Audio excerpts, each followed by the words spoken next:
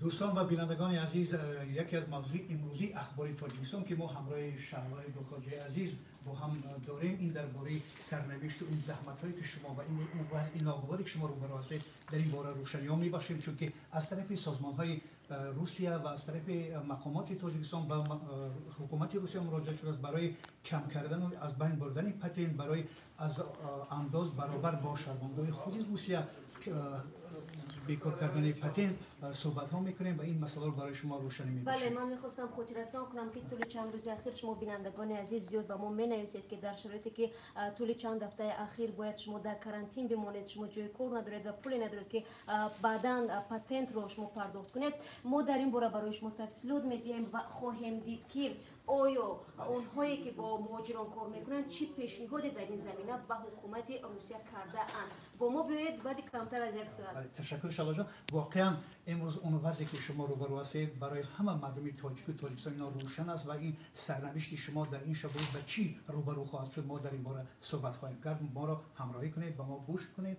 توجه کنید. تشکر.